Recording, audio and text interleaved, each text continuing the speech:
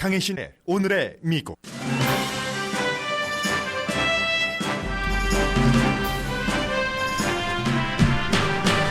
델타 변이 바이러스는 모든 미국 이슈를 뒤덮는 위험 수위까지 와서 특히 어린이들과 너싱홈 시니어 사이에서 감염이 크게 확산되고 있습니다.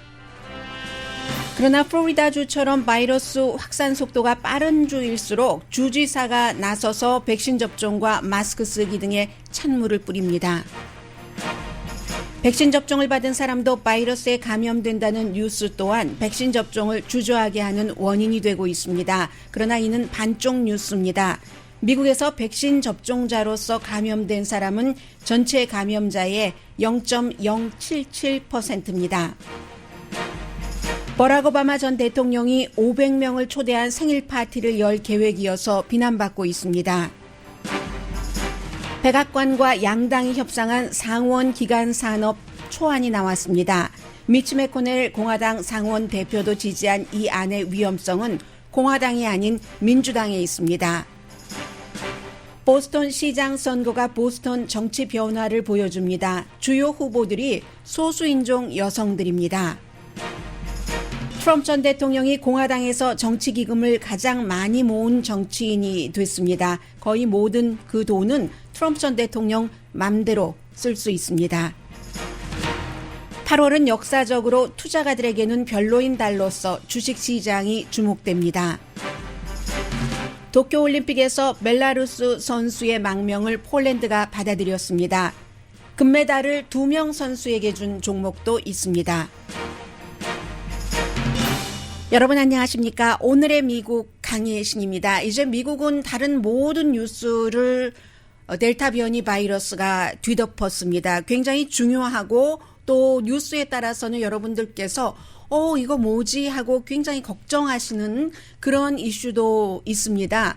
특히 백신 접종을 맞은 사람들의 감염률이 높아진다 50% 이렇게 얘기가 나오고 있는데 이 50%라는 것은 미국에서 백신 접종을 받은 사람들을 말하는 것은 아니고요. 잠시 뒤에 이런 뉴스를 전해드리겠는데 기본적으로 지금 바이든 현 대통령이 얼마 전에 미국이 코로나 바이러스로부터 굉장히 안전해졌다는 이 같은 그 선언을 했는데 결국은 이 선언을 너무 일찍 한 것이 아닌가 지금 이 같은 지적도 나오고 있고요. 백신 접종을 맞지 않은 사람들이 백신 접종 맞은 사람도 감염 걸린다고 하니까 거봐 백신이 효력이 없는 것이고 맞을 필요가 없잖아 라고 얘기하는 그런 부분도 있습니다. 이건 이스라엘에서 나오는 케이스입니다. 물론 이스라엘의 이 같은 케이스가 미국이나 다른 나라도 같은 비율로 나올 수 있겠으나 현재로서는 그렇지는 않습니다.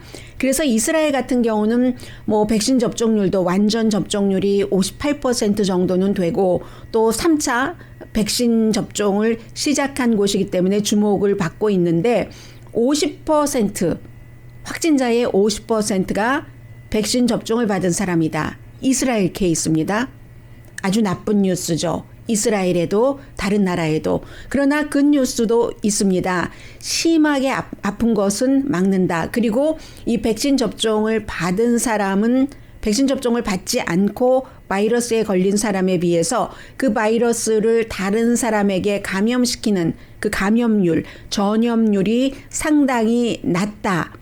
어느 정도로 낮으냐면요. 백신 접종 받지 않은 사람이 바이러스에 걸렸을 경우 다른 사람에게 옮길 그 확률의 반 정도를 백신 접종을 받았다면 줄일 수 있다는 겁니다. 이게 또 숫자가 확산되고 하면은 엄청난 차이가 나중에 나오는 거죠. 그리고 지금 백악관에서 굉장히 좌절하고 있는데 백신 접종 맞은 사람도 바이러스에 걸린다. 이것을 미국 뉴스가 너무 포커스를 그 자체에 두고 있다는 겁니다. 그래서 물론 지역에 따라서 차이는 있죠. 로스앤젤레스라든가 어떤 플로리다주의 어떠한 그 도시가 특별한 상황에 의해서 백신 접종을 받았는데도 감염되는 케이스가 한 20%가 된다던가. 그러나 질병통제국의 지금까지의 미국에서의 통계를 말씀드리겠습니다.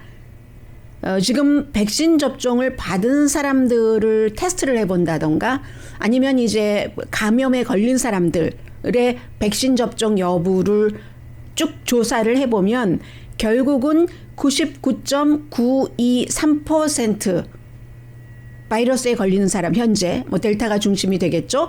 그런 사람들은 백신 접종을 받지 않은 사람입니다. 99.923% 백신 접종을 받지 않은 사람이 바이러스 걸린 사람이라는 겁니다. 그러면 백신 접종을 받은 사람 가운데서 바이러스에 걸리는 그런 비율은 지금 미국에서는 0.077%.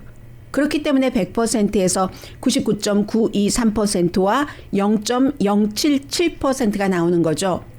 늘어나고는 있지만 아직까지는 백신 접종 받은 사람이 이 바이러스에 감염되는 확률은 미국에서는 0.1%가 안 된다는 얘기입니다. 그리고 이 0.1%가 안 되는 감염자 가운데서 병원에 갈 확률은 그 0.1%도 안 되는 0.077%의 0.004%. 그리고 또 사망할 확률, 백신 접종을 받고 바이러스에 걸릴 확률도 낮은 데다가 병원 갈 확률도 낮고 거기에다가 사망까지 될 그 확률은 입원한 환자의 0.001%. 굉장히 작은 비율이라고 볼 수 있습니다. 이것도 지역이라든가 사람에 따라서 여러 가지 차이가 있을 수는 있으나 이스라엘의 케이스나 미국 케이스에서 모두 백신 접종을 받은 사람은 자신도 지키고 다른 사람에게 감염하는 그 비율도 상당히 낮춘다는 겁니다. 그런데 뉴스 매체에서는 백신 접종을 받은 사람들도 바이러스에 걸릴 수 있대. 여기에 너무 그게 새로운 것이기 때문에요. 뉴스이기 때문에. 그래서 거기에 포커스를 두기 때문에 백악관이 이건 너무 심각하다 하는 얘기고요. 그래서인지 저는 사실 어제부터 일요일이었었죠. 토요일, 일요일 사이에 이 데이터를 찾아봤더니 지금 백신 접종을 받은 사람 가운데서는 감염자 가운데 1%도 안 된다 하는 게 나왔는데 전체적인 뉴스로는 오늘 아침부터 케이블에서는 이것을 방송을 하고 그리고 그 악시오스라는 뉴스 매체는 어제부터 조금 이 질병통제국에 이 자료를 강조를 했습니다. 그래서 지금 백악관이 이 여러 가지 그 포커스를 둬서 백신 접종을 거부하지 못하도록 하는데 뉴스에 포커스를 맞춰야지 된다. 이런 것을 강조를 하고 있고 실제로 상식적으로도 그게 맞죠. 그렇지만 독감 증세인데 백신에 감염되는 어린이 늘어나는 것 분명합니다. 그리고 너싱홈도 마찬가지거든요. 그래서 이제 백악관이 유튜브라든가 틱톡 등을 통해서 젊은이들이 백신 접종을 맞도록 권하고 있고 지금 이 너싱홈 문제에 대해서는 하버드 대학교에 있다가 브라운 대학교로 간 그 닥터 아시시 쥐아 박사가 얘기하기를 백신 접종률이 굉장히 높은 곳이죠. 너싱홈이. 그렇기 때문에 이 점도 아니 백신 접종률이 그렇게 높은데 나이 드신 분들 특별한 이유가 없으면 거의 90% 너싱홈에 계신 분들이 90% 이상 백신 접종을 받으셨습니다. 그런데도 또 바이러스에 감염되는 건 뭐야? 이 백신 효력 없어. 이렇게 얘기를 하고 있잖아요. 그런데 거기에 이유가 있다고 이 박사가 강조를 하고 있습니다. 아직도 이제 10% 정도는 그분들도 접종을 하지 않았고 너싱홈의 스텝들이 어떤 이유에서든 특히 지역적인 차이가 많습니다. 지지난주에 여러분들께 보도를 해드렸는데요. 너싱홈 스텝이 42%가 백신 접종을 하지 않았습니다. 그러니까 나이 드신 분들은 아무리 백신 접종을 받았다 하더라도 면역력이 보통 사람보다는 낮기 때문에 쉽게 감염될 수 있고 원래 약하기 때문에 그리고 또 하나가 이 점을 자꾸만 잊고 계시는데 백신 접종을 받으신 분들이 기간이 지나면서 백신의 효력이 약해집니다. 이스라엘 경우를 봤더니 한 6개월에서 8개월 정도 지나면 그 백신 접종 받은 것의 효력이 95%에서 한 68% 정도로 낮아집니다. 그러면 시니어들 케이스에는 미국도 그렇지만 세계적으로 시니어들이 백신 접종을 가장 먼저 받은 그룹입니다. 지난해 말부터 백신 접종을 받으셨죠. 그러면 이미 8개월이 지났다는 겁니다. 보통 사람들은 아마 대부분 5월달경, 5월이나 6월경에 백신 2번까지 받으신 분들은 2차 접종까지 마치셨을 겁니다. 그런 분들에 비해서 지난해에 이미 백신 접종을 마치신 시니어 분들은 이미 그 효력이 약화될 수 있다는 것을 여러분들 그 가정에서 생활하시는 나이 드신 분들도 굉장히 그 주목을 해야지 되는 그런 부분이거든요. 그렇기 때문에 해결 방법은 특히 널싱홈 같은 경우는 스태프들도 전부 백신 접종을 받아야지 된다. 그리고 이스라엘처럼 미국도 2차 백신 접종 끝나고 3차 백신 접종을 특히 65세 이상의 나이 드신 분들, 60세 이상이라고도 보고 65세 이상이라고도 보는데 이렇게 나이 드신 분들은 3차 백신 접종을 하셔야지 된다는 얘기입니다. 맘대로 할 수는 없어요. 제약회사에서 백신이 또 있다 하더라도 식품의약국에서 1, 2차 때와 마찬가지로 긴급하게 3차 백신, 부스터 백신 승인을 내줘야지만 가능한 얘기고 이것을 곧 해야지 된다 하는 지적이 많습니다. 아직까지 델타 바이러스 피크가 오지 않았고 10월 말 아니면 땡스기빙 데이 11월의 네 번째 목요일까지 피크가 아닐 것이다. 굉장히 가을에 걱정을 해야지 된다는 얘기입니다. 앤토니 파우치 박사가 어제 TV 프로그램에 나와서 상당히 강조한 얘기고요. 그 사이에 이제 뭐 플로리다주는 핫스팟이 됐는데 플로리다주의 또 하나의 문제는 이런 문제입니다.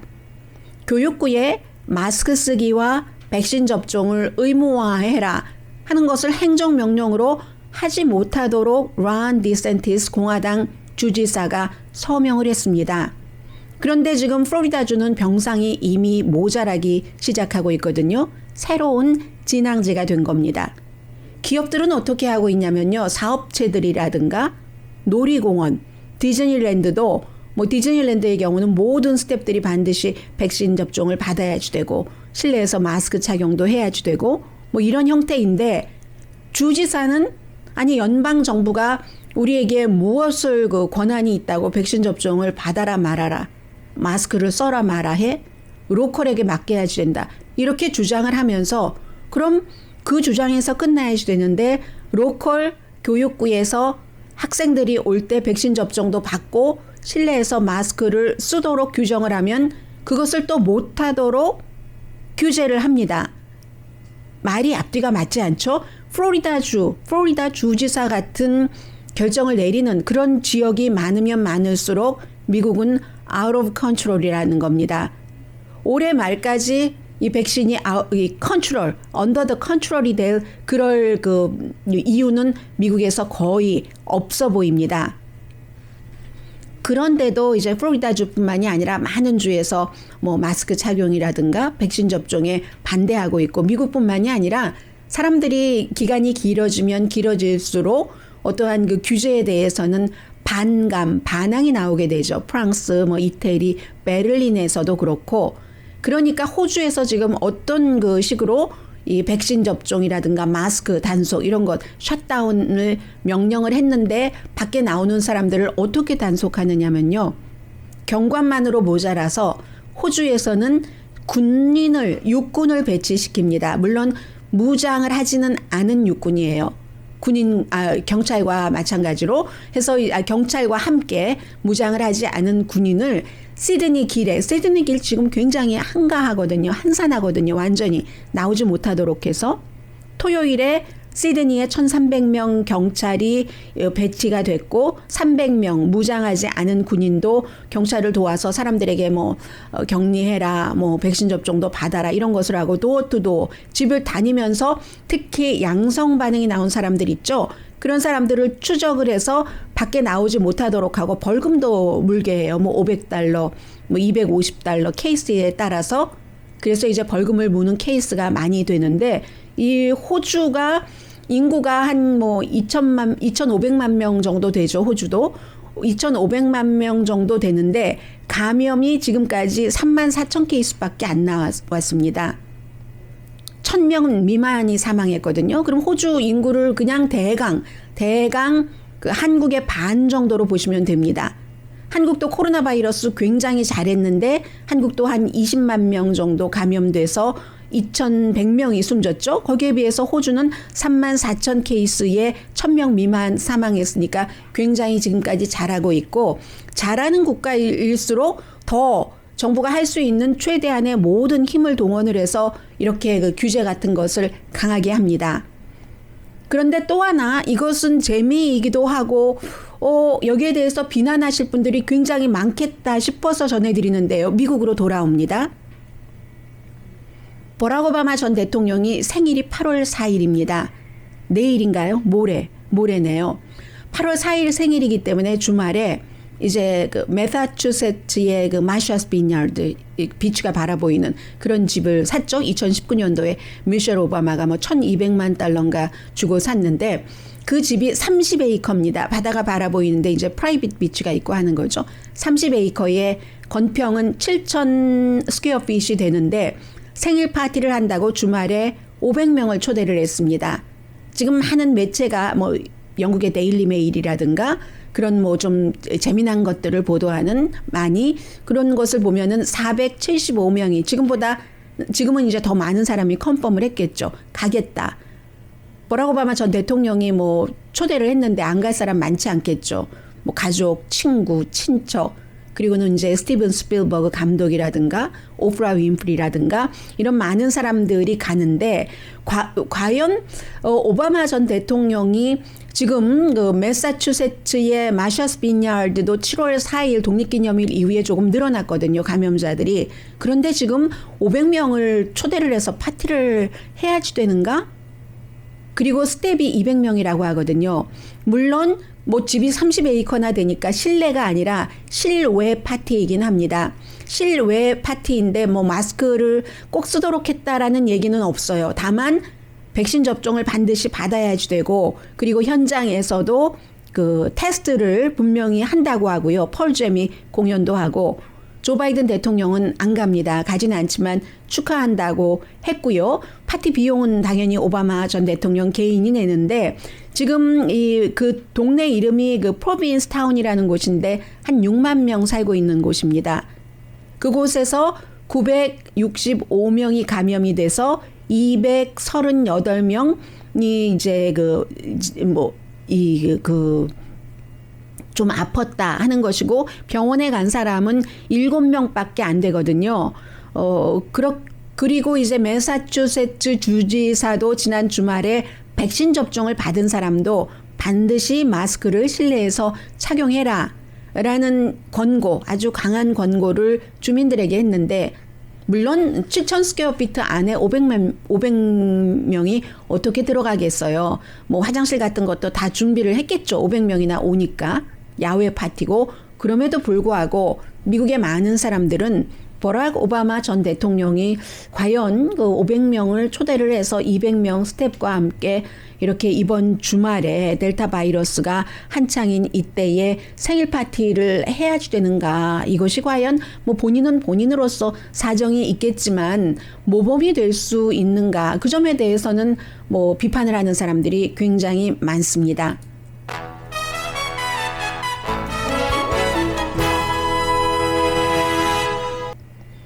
잠시 뒤에 뭐 기간산업안이 뭐 상원에서는 어느 정도 마무리가 됐고 굉장히 중요한 뉴스야. 하지만 뉴스를 가만히 들어보면 이게 왜 중요하다는 거지? 어떤 의미에서 앞으로 또 더 중요하고 확실히 하원에서도 통과될까 하는 뉴스는 조금 빠져 있거든요. 잠시 뒤에 그 부분, 그리고 뭐 트럼프 전 대통령, 또 보스턴의 어떤 정치계의 변화는 소수 인종에게는 어떤 의미가 되는가, 잠시 뒤에 전해드립니다. 라디오 서울 방송 오늘의 미국 듣고 계십니다. 네, 미국에서 이제 법안 같은 것들이 하나 나오고 하면은 보통 몇백 페이지에서 몇천 페이지까지 됩니다. 그래서 이제 오늘 새벽에 끝냈다고 해요. 연방 상원에서 그동안 몇 개월 동안 했죠. 처음에는 몇 명, 공화당 몇 명, 민주당 몇 명이 백악관을 오고 가면서 이렇게도 해보고 저렇게도 해보고 그 안이 묻혀지고 또 다른 몇 명이 또 하고 해서 결국은 상원에서는 통과가 됐습니다. 2,700 2페이지짜리의 초당적인 기간 산업안이라고 불리고 있죠. 이게 중요한 것은 공화당 상원이 50명 가운데서 17명이나 민주당에 오케이 해서 통과시킨 겁니다.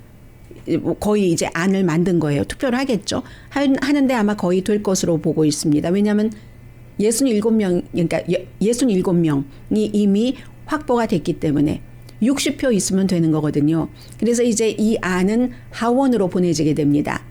그리고 17명 찬성한 사람 가운데 미치 매코넬 공화당 상원 원내대표도 포함이 돼 있는데 이건 공화당의 상원 원내대표가 이 안에 찬성을 했다는 것도 중요하지만 미치 매코넬은 지난번에 트럼프 전 대통령도 기간 산업안을 내놨었는데 그 안에는 반대했었던 사람입니다. 당의 대통령이 했는데도. 왜냐하면 그때 그 미치 매코넬이 얘기하기를 별로 의미가 없고 뒤죽박죽된 안이다 하면서 반대를 했는데 이번에는 미치 매코넬이 어떤 사람입니까?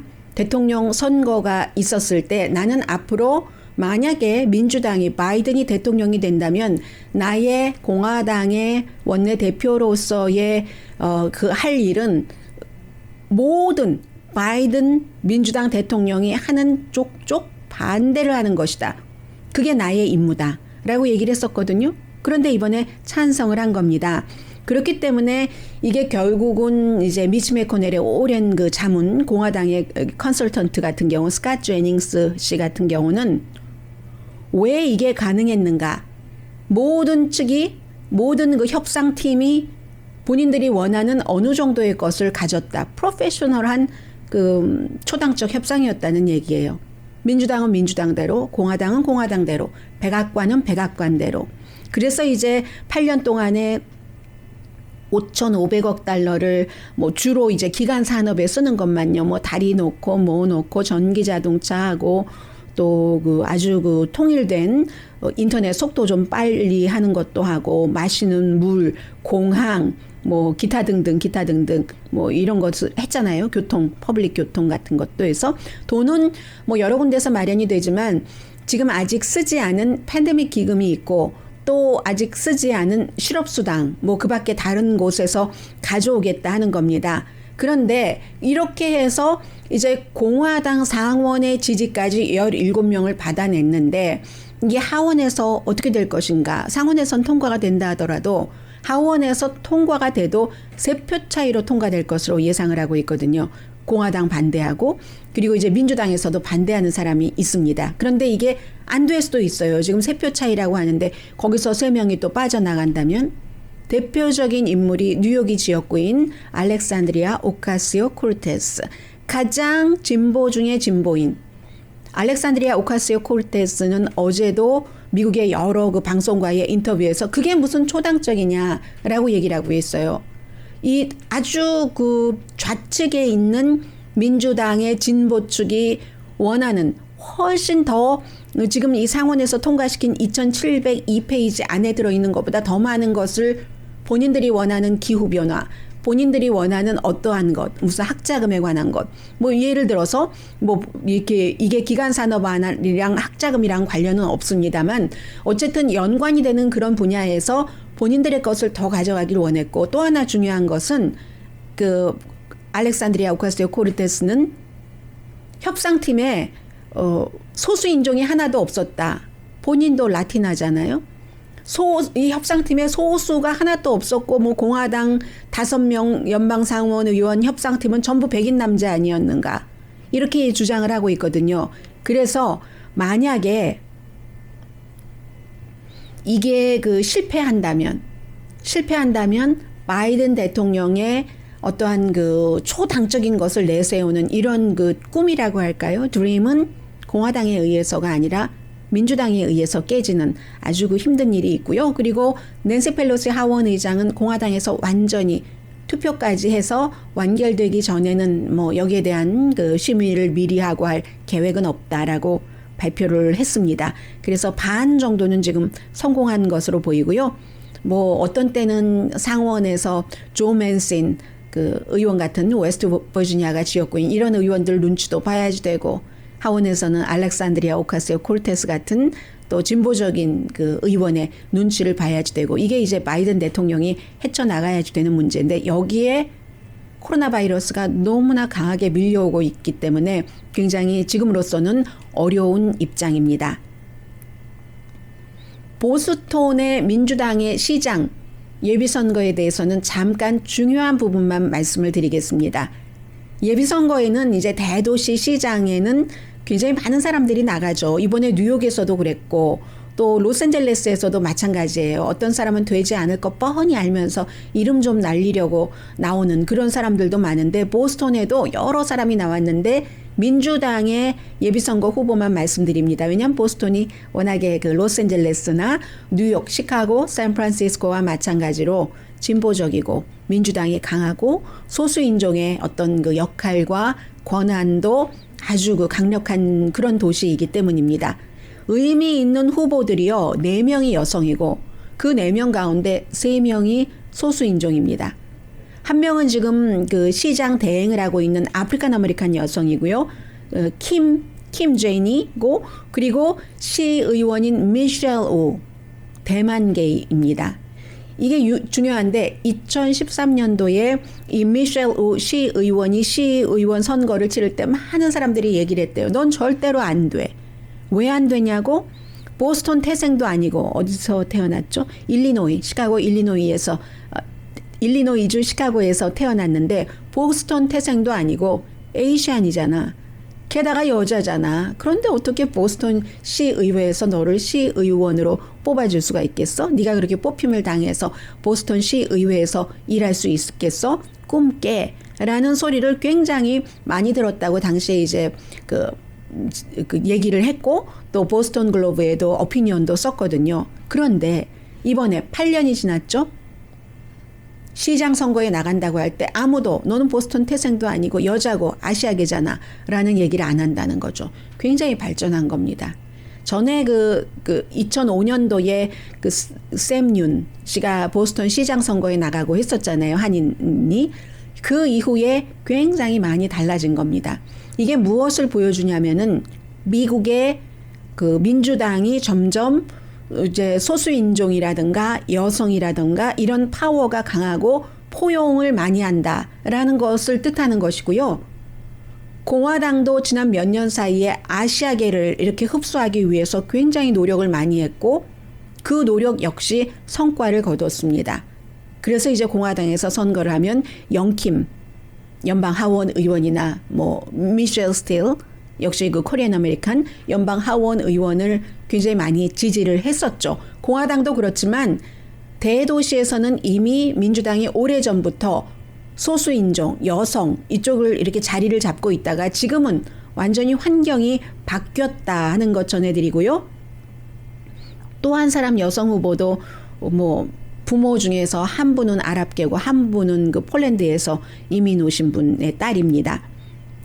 그리고는 이제 이 점은 역시 주목을 해야지 되는데 트럼프 전 대통령의 뭐 정치행동위원회가 한 3가지 있어요. 세이브 아메리카를 포함을 해서 이 정치행동위원회 3군데에서 지금 갖고 있는 캐시가 1억 달러가 넘습니다. 뭐 1억 20만 달러인가 그렇습니다. 지금 이 순간 조금 더 올랐을지도 모르겠죠. 그런데 그것도 3분의 2 정도는 3분의 2가 더 되는군요. 3분의 2 정도 되나요? 2021년 1월부터 6월까지 그러니까 그 전반부에 8,100만 달러를 모금을 했습니다. 지금 1억 20만 달러 캐시가 있는데 3분의 2 더 되네요. 1억 20만 달러 캐시가 있는데 8,100만 달러를 올해 모은 거예요. 지난해 내내 가지고 있었던 것이 지난해 말을 기준으로 해서 3,120만 달러밖에 안 된다는 얘기거든요. 그런데 이제 이렇게 하고 전례가 없는 일입니다. 전직 대통령이 대통령을 떠난 지 6개월 만에 8,100만 달러나 모금한다는 것이 전례가 없죠.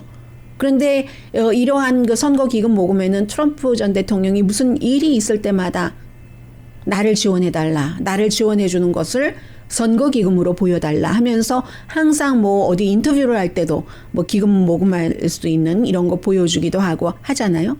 그리고 더 중요한 것은 특별한 케이스를 제외하고는 이 돈은 트럼프 전 대통령 마음대로 쓸 수 있는 돈입니다. 그리고 트럼프 전 대통령은 기금 모금을 뭐 본인의 돈 기금 모금이 아닐 때 다른 그 후보를 지원한다던가 하는데 연설할 때도 이제 본인 뭐 기금에 대해서 얘기를 해요. 얘기를 하면서 내가 바이든이 대통령이 아닌데 지금 대통령 놀이를 하고 있는데 내가 그 자리를 가지고 와야지 되고, 그리고 이 같은 그 가짜 대통령을 계속 지지하는 것을 법적으로 깨기 위해서 법률 비용도 든다. 그러니까 기부해라. 이런 얘기를 많이 해요. 그리고 실제로 그렇게 될 때 사람들이 기부를 굉장히 많이 한다는 것. 심지어는 뭐 구글이라든가 페이스북이라든가 트위터 고소하고 했잖아요. 본인의 어카운트 없앴다고. 그런 돈도 다 이런 돈으로 쓰고 있는 겁니다. 그런데 그런 기금으로 이렇게 돈을 쓰고 있다, 소비하고 있다도 중요하지만 아직까지는 지금 현재로서는 트럼프 전 대통령이 공화당에서 선거 기금 능력이 가장 뛰어나고 캐시를 가장 많이 갖고 있는 전직 대통령이면서 정치인이라는 점. 계속 2024년도를 아직은 바라보고 있다는 얘기고, 그 사이에 요즘은 트럼프 전 대통령의 뭐 뉴욕주라든가 뉴욕시에서 여러 가지 그 기소한 것에 대한 뉴스는 조금 안 나오고요. 다만 이제 주말에 그 연방 법무부가 재무부 쪽과 연관이 돼서 트럼프 전 대통령의 세금 보고 같은 것, 이런 것이 공개가 돼야지 된다. 법적 수순을 밟고 그리고 요구하는 측에 전달이 돼야지 된다 하는 것을 연방 법무부에서 발표한 그런 정도입니다. 잠시 뒤에 경제 뉴스 좀 전해드립니다.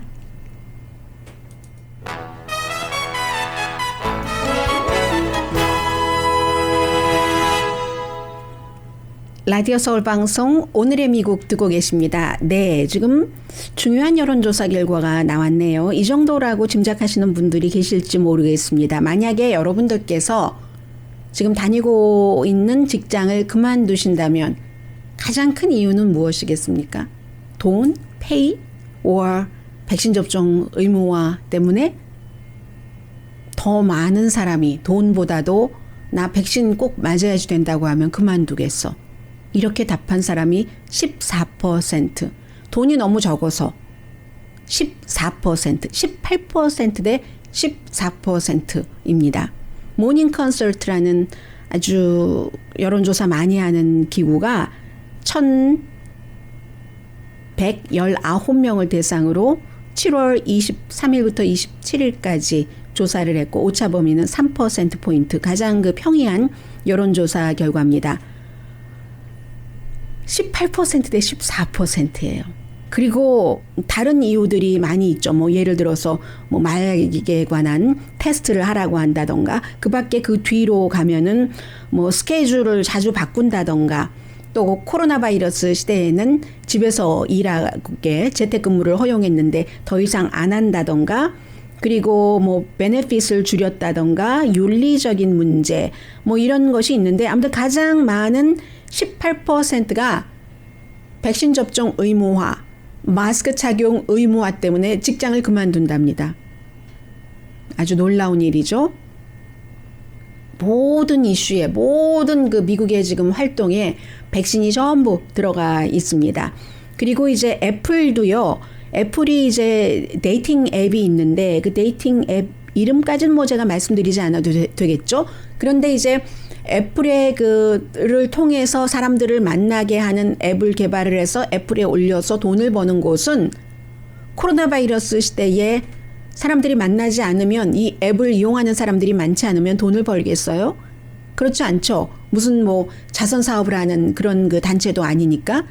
그래서인지는 모르겠으나 백신에 대해서, 마스크 쓰는 것에 대해서, 코로나 바이러스에 대해서 아무것도 아니다 라거나 아니면 사실보다 훨씬 뭐 좀 그 축소시킨다던가 거짓을 얘기를 한다던가, 데이팅 앱도 이제 뭐 여러 가지를 뭐 내용을 전할 수 있는가 보죠. 제가 보진 않았지만 그런 형태로 해서 애플이 바로 이 그 데이팅 앱을 내려버렸습니다. 그랬더니 이 데이팅 앱이 인스타그램에서는 그대로 유지를 하고 있는가 보죠. 우리 이거는 검열이다. 아니 무슨 애플이 우리 앱의 내용까지 검열을 해? 하고 굉장히 그 반대하고 반발하는 내용을 인스타그램에 올렸습니다. 이 정도고요. 그리고 지금 그 파이저와 모더나가 유럽에서 전부 그 백신 값을 올리고 있거든요. 물건으로 치자면 백신도 물건인데 일종의 백신이 값이 오르는 것은 수요가 많기 때문에 그렇습니다. 그래서 제법 올렸네요. 올리기 전에 15.50 유로였는데 지금 19.50 유로, 한 도수당 뭐 23달러 15센트 되는 거죠. 모더나도 마찬가지로 그랬는데, 그리고 또 이제 그 백신에 대해서는 백신이 부족한 나라가 이렇게 많은데도 미국에서 100만 도스 이상이 또 낭비가 됐습니다. 뭐 예를 들어 그 유효 기간이 지났다거나 이렇게 된 거죠. 왜냐하면 유럽에서 미국의 파이저 앤 바이오엔텍, 모더나에 대한 수요가 늘어나는 데 비해서 미국 내부에서는 수요가 늘어나질 않습니다. 4월달 이후의 정체, 그리고 지역에 따라서 더 낮아지는 곳도 있고, 최근에 백신 접종 받는 사람도 뭐 백신에 걸린다라고 얘기하니까 또 낮아지기도 하기 때문에 그 유효 기간이 지나서 100만 도수나 낭비가 됐다, 이런 얘기고요. 그리고 이제 3차 백신 접종에 대해서는 미국에서도 앞서 말씀드린 것처럼 누싱홈이라든지 나이 드신 분들은 받아야지 된다라고 얘기를 하지만 세계보건기구는 2차 접종까지 끝낸 국가보다는 다른 1차, 2차 접종이 끝나지 않은 국가들을 생각하면 3차 접종에 앞서서 그들 국가에 기부를 하거나 팔거나 그들 국가 사람들, 대체적으로 이제 가난한 나라가 되겠죠. 1차, 2차 접종부터 마무리하는 것이 우선이다. 이렇게 세계관이 다른 거예요. 세계보건기구는 세계를 중심으로 노는 것이고, 미국, 영국, 프랑스, 이태리, 독일 등 각 나라는 그 국가를 이제 앞에 두고 있는 것이고, 백신 문제는 그렇고요. 잠시 뒤에 올림픽 뉴스 전합니다.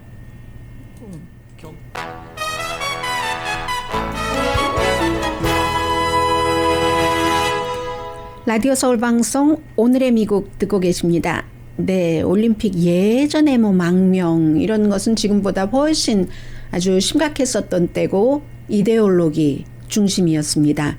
지금은 올해도 지금 그 벨라루스 단거리 선수가 망명을 요청을 해서 폴란드하고 체코가 우리 받아들인다. 올림픽 선수니까요. 그렇게 뭐 그것도 하나의 이유겠죠. 해서 결국은 폴란드 망명을 받아들인 것으로 알려지고 있는데, 24살의 여성 선수입니다. 이 크리스티나, 라스트 네임이 너무 길어요. 발음하기도 힘들고. 아무튼 크리스티나라는 그 단거리 그 스프린터가 했는데, 이유가 뭐냐면요. 그 올림픽 기간 중에 코치를 비난을 했답니다. 그랬더니 벨라루스에 가면은 코치를 비난하고 뭐 여러 가지 지금 상황으로 볼 때 감옥에 갈 수 있다는 거거든요. 그래서 망명 신청을 했다. 코치를 비난했더니 바로 벨라루스에서 짐 싸라, 너 먼저 귀국해라, 이렇게 된 거예요. 먼저 귀국하면 감옥에 갈 확률이 높겠다 해서 망명 신청을 한 것이고, 그에 대해서 벨라루스에서는 기자회견을 해서 우리 이 선수가 심리적으로 너무 불안정하다, 감정 상태도 이게 업앤다운이 너무 심하다라고 얘기를 하자 이 선수가 일본에 나를 보호해달라라고 요청을 했고, 결국은 이제 폴란드가 이 선수의 망명을 받아들였습니다. 메달은 지금 뭐 메달 숫자는 미국이 제일 많습니다. 64개, 중국이 62개죠. 그리고 일본이 33개, 뭐 개최국의 그 홈그라운드의 베네핏을 충분히 보고 있는 것이고요. 그런데 금메달은 지금 미국이 22개인데 중국이 29개, 중국이 더 많습니다. 그리고 미국 같은 경우는 금 22, 은 25, 동 17개인데 여자팀이 메달을 40개를 받았어요. 남자보다 2배 더 받은 거죠. 그리고 중국은 이제 62, 금 25, 일본은 33개 전체 메달, 금메달 17개 있고, 뭐 금메달 예상 국가였었던 미국 여자 축구팀이 캐나다에게 1대0으로 져서 결국은 금메달은커녕 동메달을 놓고 이제 경기를 치르는 것이 남아 있고요. 세계적인 그 체조 선수 그 시몬 베일즈는 아직 끝난 게 아니군요. 오늘 그 밸런스 빔이 뭐죠? 평균대인가요? 평균대 맞죠? 밸런스 빔. 밸런스 빔에 오늘 나간답니다. 그런데 이 부분에서는 세계 최고는 아니에요. 이 사이먼 바일즈가 2016년도에 그 브라질에서는 그 동메달 받았었거든요. 어쨌든 심리적인 안정이 불안정해서 본인이 그 트위스터라고 하죠. 뭐 2.5배를 해야지 되는데 1.5배로 돌았다. 뭐 이런 것 있었잖아요. 그리고 나선 이렇게 하다가 내가 그 기록을 못 내는 것뿐만이 아니라 잘못하다가 다치기까지 하지. 이 어깨에 드리워진 심리적인 압박 때문에 큰일이다 해서 지금 중단했잖아요. 그러다가 오늘 아직 경기 안 치른 것 같던데요. 나갑니다. 그리고 중요했었던 것 가운데 하나가 메달은 받지 못했어요. 공개적인 성전환자 뉴질랜드 역도 선수 로렐 허버드, 남자였다가 이제 여자로 성전환을 한 이 선수가 나가면서 여성 대표로 나갔는데 불공평하다는 얘기를 굉장히 많이 했습니다. 그런데 당연히 호르몬은 줄이는 거죠.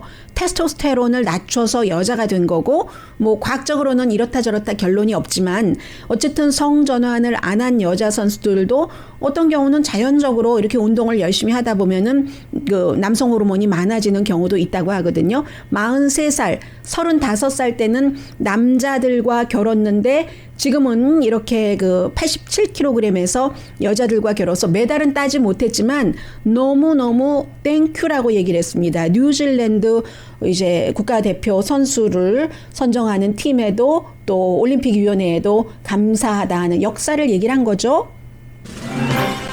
그런데요, 제가 제일 재미있었던 뉴스는 이 그 높이뛰기에서 이태리 선수하고 카타르 선수가 금메 서로 똑같아요. 그러니까 심판이 다시 해봐라 했더니 카타르 선수가 우리 둘 다 주면 안 돼요. 그래서 둘 다 줬어요. 강희신이었습니다.